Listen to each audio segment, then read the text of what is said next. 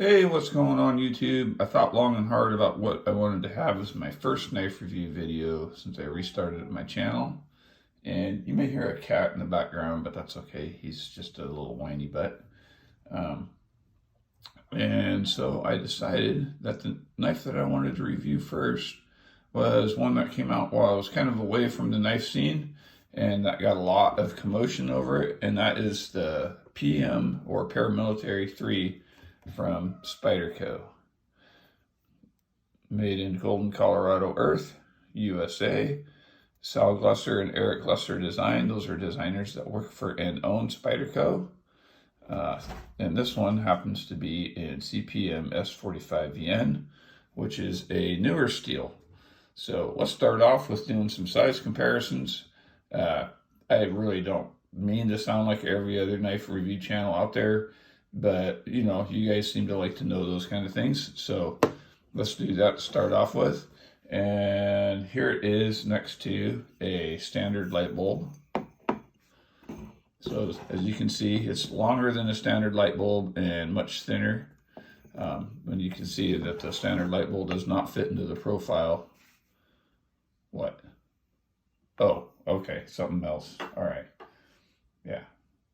Here it is next to a standard guitar pick. As you can see, it is much bigger than a... No. Am I doing this wrong?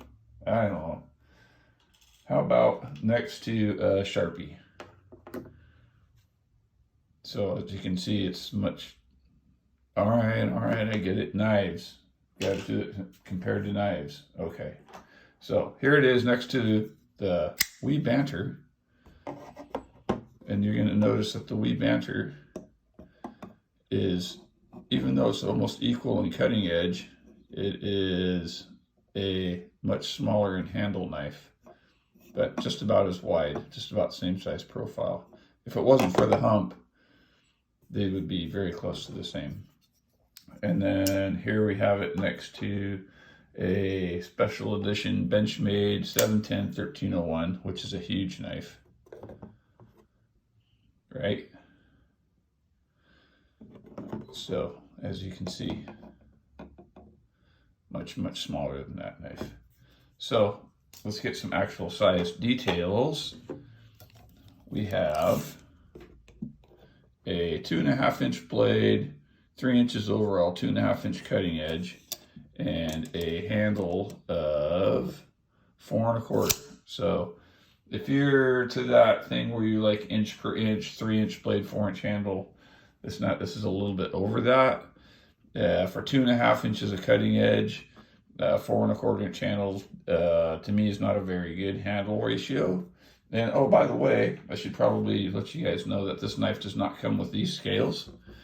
These are titanium scales from Titanium. This knife actually originally comes with these Digitech Camouflage G10, which is a fiber infused, like plastic fiberglass type thing.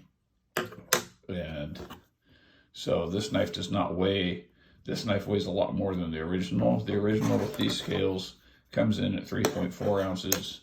This knife is probably closer to 4.5 or 4.6 in there, somewhere in that range. So that's your size comparisons. That's your knife size. So let's talk about the blade.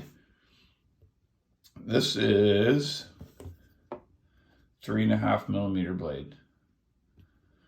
S45VN, high flat grind. I think they call this their clip point.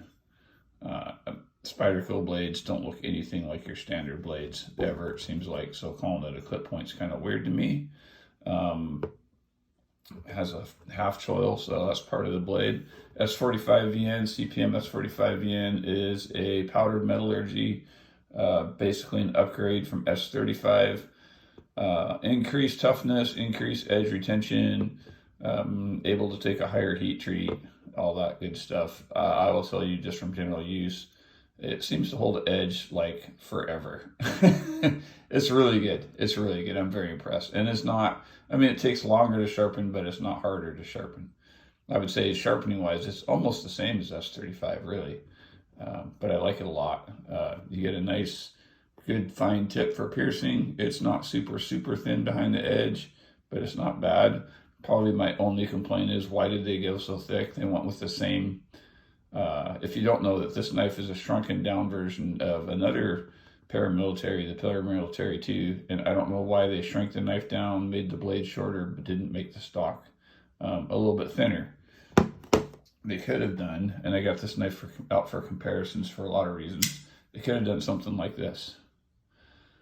This is the Quiet Carry Drift.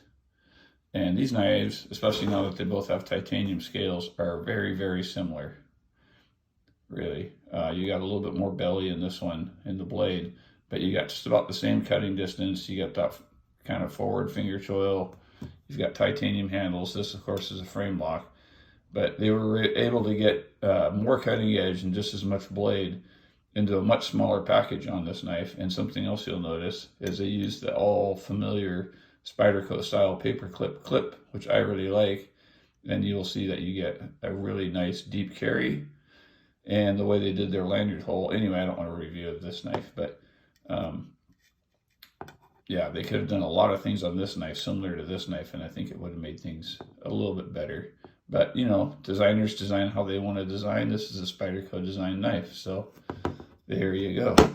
We can all wish for things that would be different, but that's the way it goes. And so, speaking of that, let's get on to the handle itself. Like I said, usually it comes with these G10 handles. What I don't like about the G10 handles is you can literally take these knives and kind of flex them a little bit, even though they have steel liners.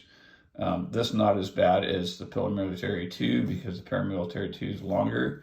But literally, like on the Paramilitary 2, if your centering's off, which is your blade is not centered in the well, you can literally bend them and make your centering go back on, which is not, to me, not great. So I like the titanium, just makes it feel more solid. The handle shape is still pretty much the same, so ergonomically the shape is really good. Fits in your hand real well. This is just maybe slightly thicker than their original, but I think the thickness is okay. It could be thinner. Again, let's bring in the drift. If they would want with thinner blade stock, which would make it a little bit better in the pocket. And speaking of pocket, this is also not the normal factory spoon clip, because with that on there, because of their lanyard hole location, you end up with almost 3/4 of an inch of knife sticking out of your pocket. So some of you that may not bother, but for the majority of people that I've seen have had to buy loop over clips for their knife, and that's going to be at the end of the discussion when we talk about that. So, but this is not the factory clip. So ergonomically, it's pretty good. I do get a slight hot spot from the corner of that clip right there, which I wouldn't have if I could use the standard clip, which wouldn't be an issue if it didn't have a lanyard hole and the clip could be higher. So that's how things add up to problems. One thing I wish that Flytanium would have done, which I'm probably going to do myself eventually, is I wish they would have chamfered the inside of these scales just a little bit. It's a little bit sharp. But on the standard Spyderco, the scales, well, I guess they're also a little bit sharp. So they could have used a little chamfering there. Could have used a little bit of chamfering inside the spider hole. It's a little bit sharp. You get that a lot, especially with the Golden Colorado Spydercos. So I don't know why they haven't figured out yet to take, I don't know, 35 seconds and have some kind of jig set up. They can just go burp, burp, and it's done, but they don't. So there you go. Ergonomics are good. Ergonomics on most Spydercos are really good. That's part of their thing. They want a knife that works like a knife. They don't put so much concern about looks. Like, I wouldn't call this the most super attractive knife in the world, but ergonomically and used as a knife, it is fantastic. And that's what Spyderco shoots for. So lockup on this is the compression lock. So what happens is you see that notch right there. Let me get centered here. Is this knife swings around, this little liner pops over and clicks into that notch and wedges up to that stop pin. And this lock is solid. and will not fail on you. It's probably one of the strongest locks on the market, I would say, and definitely one of the safest, because you do not have to get your fingers in the cutting path to close the knife. Whereas a liner lock, you have to reach around, and then now you're in the cutting path. And of course, the liner lock, some people like to say, well, a compression lock's just like a liner lock. It's not. As you can see, there's nothing locking in that liner. So like on this, where it's inside that notch. So they are a completely different thing. Liner locks can be known to tap them like that sometimes and they'll come loose. This one doesn't. So, and that can't happen on a compression lock, at least not that I've ever seen. So overall thoughts on this knife is, when this knife came out, it came out with a lot of hype and a lot of people were really excited about it. We're going to have a smaller version of a Paramilitary 2, and then it came out, and the first thing on everybody's mind was, why did they do that stupid clip? And why did they put the lanyard hole where they put it? Why didn't they move it up here and move the clip back? Maybe that'll be a CQC thing someday. Who knows? I don't think they're going to retool all their molds just for a lanyard hole. So, and it seems like most people anyway that I know buy aftermarket scales anyway and aftermarket clips, which leads me to probably one of my biggest complaints is, why do I have to buy, and instead of aftermarket scales and aftermarket clip, instead of being able to just buy a knife directly from the factory that has everything on it that I want and what most people want, like make people happy, right? I mean, yes, it's a great knife still, but when you have to put $80 worth of scales, a $20 backspacer, and another $20 clip on there on a $161 knife, it adds up. You know what I mean? So, and that's no fun. That's no fun at all. But you do end up with a really good knife. If you were going to say, if I was going to tell somebody, hey, what do you want for your only knife? If someone asked me, hey, I just want to have one knife, I don't have a budget, just whatever I can buy, I would say, get this. I think you'd be very happy with it. It's got great visibility, good action, great blade, cuts really good. The steel seems to be really, really good. Their ergonomics are fantastic. It doesn't pocket terribly bad. It is wide, but because it's tip up, right, and it's going in your pocket like that, this is going to go mostly into the back part of your pocket, which is also kind of a safety thing. It can't open on you, and you have clear path to slide your hand in to get anything else out of your pocket. So I kind of wish that some of these clip companies would figure out a way, maybe still do the hole, but maybe do another hole here or something to make the clip not look so dang huge. I don't know how they would do that. Or figure out a way to do handle scales with that kind of a clip setup on it, which I think they could do. I think they could do that. I don't know, maybe. But, you know, tapping and screwing into titanium is always never the best thing. So, yeah, so there you go. Very late review of the Paramilitary 3. There's lots of them out there. They're easy to find. You can get them at any of your favorite blade retailers. You can get them on Amazon. You can get anywhere. You can get the scales pretty much anywhere. The backspacer pretty much anywhere.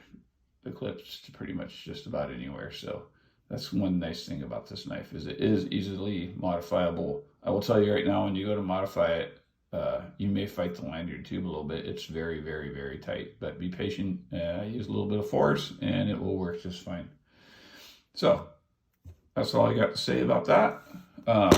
If you could do me a favor, if you watched this video the whole way, if you could reach down there and give it a thumbs up, hit the subscribe button and hit the notification bell, and there will be more videos to come. I hope you have a wonderful day. Toad Sticker out.